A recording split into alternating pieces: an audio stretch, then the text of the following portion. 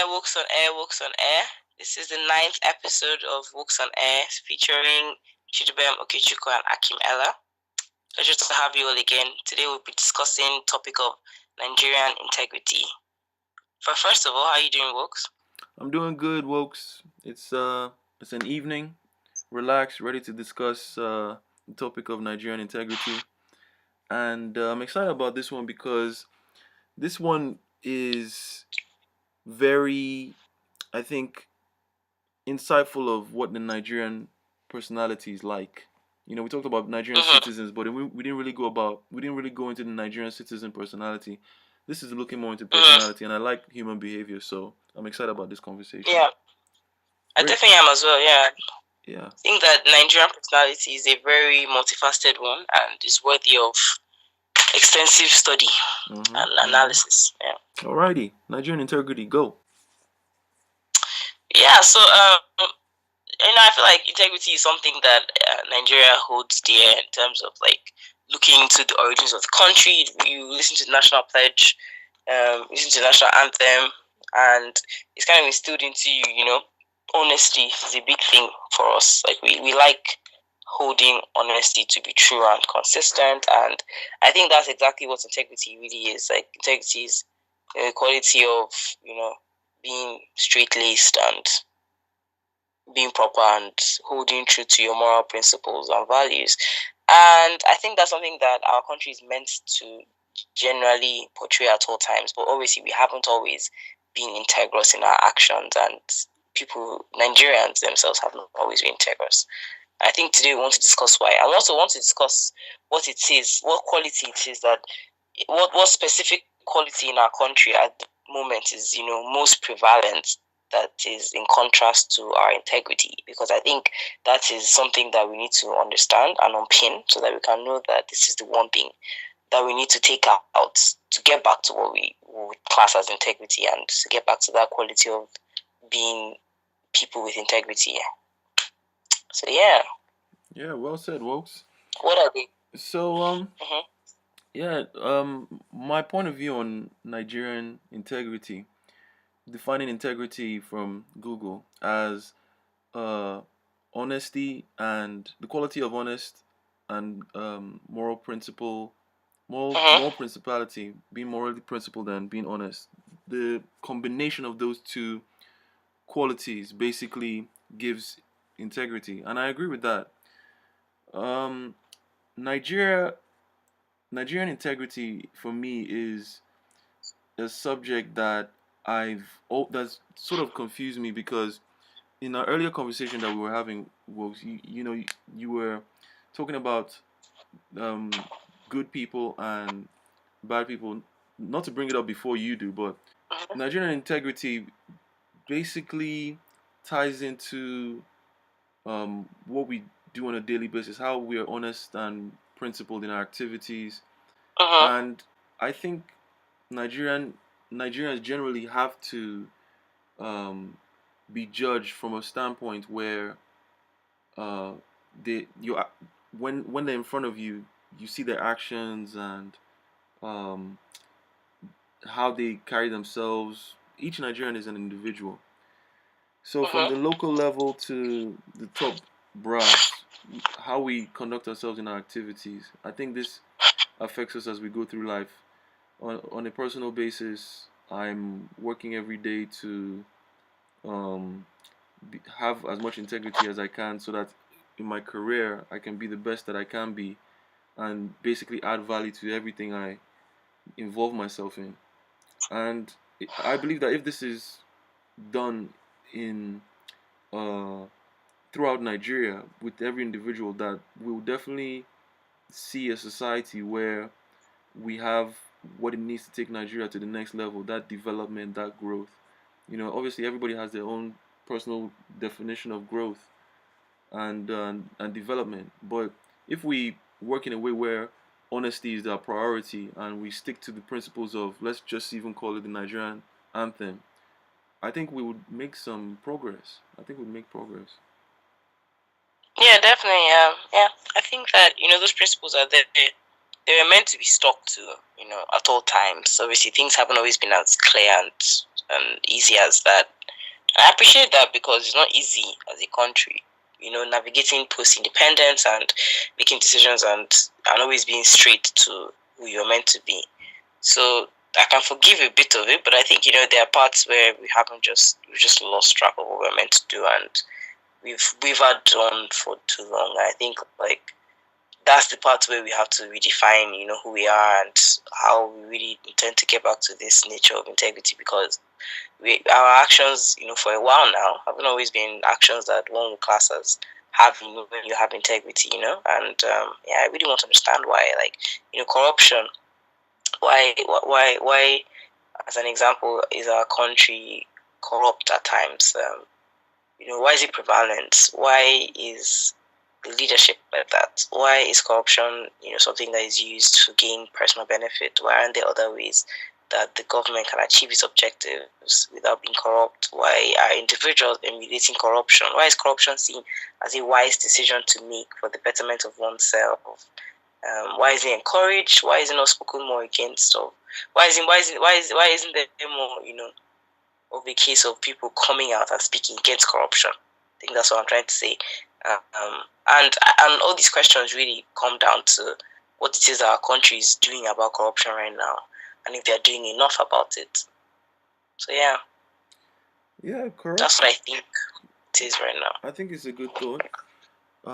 Corruption, I checked in Google again the definition, and it said dishonest or fraudulent behavior of an individual in authority or a person of power. And fraudulent is basically using deceit to achieve one's goal. Basically misrepresenting oneself so as to look in a certain situation in a certain way. And I'm sure you'll notice how this is associated with one of our earlier topics, outward appearance.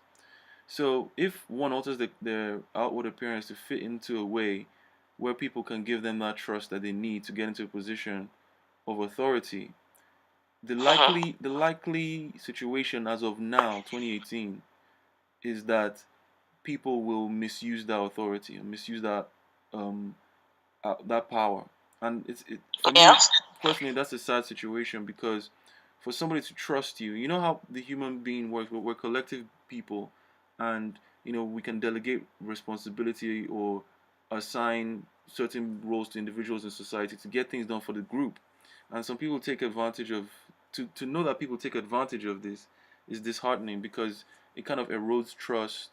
And if you tie that back into our currency, when credit is the currency of trust, or the medium of trust, then and value of our currency, then you see why Nigerian currency is performing at the level that it's doing right now. So it's for me, I think it's up to each and every one of us to have that honest and morally principled behavior to get us to where we need to be again.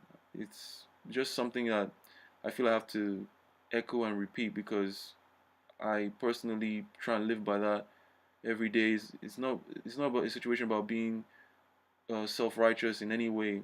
I feel if I strayed into if I fell out of this thought, I'd fall into the trap that a lot of people are in Nigeria. And it's easy to want that in somebody's life if you're not thinking about not doing it on a regular basis. It's for the good of the community that you want to do this. So yeah, why say no to it? I don't know. Nigerian integrity is very important moving forward. Yeah, I think definitely. I think that's what the situation is. I think that it's a situation where a lot has to be understood about corruption, and I think it comes down to the human sense of it.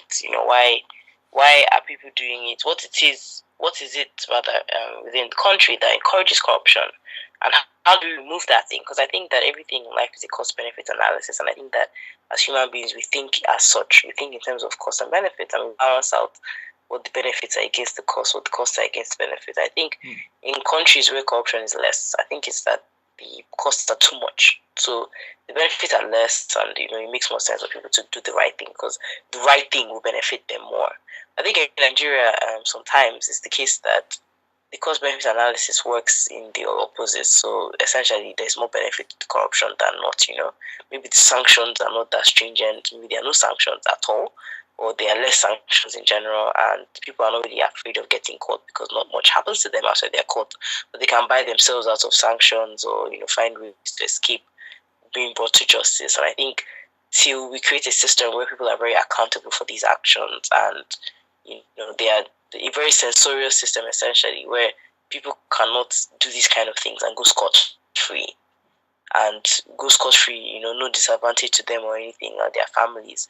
People will continue to be corrupt because they have nothing to lose. Like, stealing money is not going to affect them in any way, like they get caught or anything. I think we need to create a system where that is not the case, to stop people from being encouraged to do these things. And that is one way, not the only way, but one way in which it can be reduced or even fought off eventually. Yeah. One thing that I've been a bit hesitant to say is, looking at it from the point of view of somebody that is caught up in abusing the authority, they don't necessarily have any incentive to stop it in a society that doesn't necessarily punish those actions. And um, unless somebody steps up and in a position of power themselves to provide a solution, the cycle is just going to continue. And Nigerian integrity will be the one to suffer because, as we know, it affects the value of our currency, it affects our production, it affects a lot of things. So, even though people in those positions of power don't have any incentives to stop doing what they're doing, it is up to the Nigerian to find it in themselves to maintain that integrity, their level of integrity, to a high standard, higher than expected standard at this point, because nobody's really looking to Nigeria and expecting a high standard of integrity based on how the country is performing and based on the history of its leadership system. But it's up to the individual to just have maintain that integrity, that honesty and moral principles. Build your principles, build your examples of honesty, and just go with that because there's hardly anything else anybody could say um to change this situation. Even people in hardly anything anybody else could say to put this situation in a way where it would make me personally feel that there is hope, especially when you know that there's no incentive for these people to stop. But you just have to believe in yourself and just know that you have to maintain your integrity. And once you do that, you're giving Nigeria a chance. You're giving Nigeria that hope. That's the best I can actually say on Nigerian integrity because everything else is difficult to actually touch on that subject. Honesty and moral principles, maintain that and just keep going. That's it. Just keep going. Definitely, yeah. I think it's a very brief podcast in the sense that, like, what we're discussing doesn't require, too much analysis in that sense. I think that there are three key points for me. I think number one is understanding the human nature of a Nigerian, human nature in general, really, and what fuels people to act, how they make their choices. I'm coming from a very utilitarian perspective, and I'm using cost and benefit analysis, and I'm saying that people would act to their benefits if the costs are not too much. That's one. Two, I believe that a country like Nigeria allows people to make that choice easier because the costs are not that much and the benefits are more. And three, we need to initiate a system in which the costs are more and the benefits are less to stop people from making that, very hedonistic calculation that works in their favor, so that it will stop working in their favor and then they will have to stop doing it. I agree. Simply, the situation for me is that hardly having any examples of um, areas where people have been provided the incentive not to be corrupt. It's up to the individual to just maintain the integrity and form their communities and societies that can stand up to any form of corruption, really, because that's if the dream of Nigeria should stay alive, it's up to people that love Nigeria to maintain that idea, to show their love for it by maintaining their integrity. I don't necessarily know that I could say that people that are for lack of a better phrase, practicing corruption.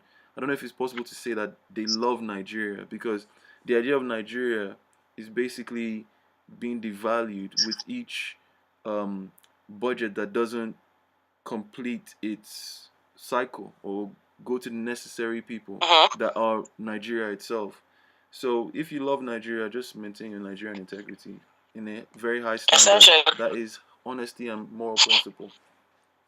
Yeah, that's yeah, it for me, that's Wolves. it. I'm good. Do that. Yeah, Once you do that, then literally that's what we need everyone to do, and watch how we move forward from that.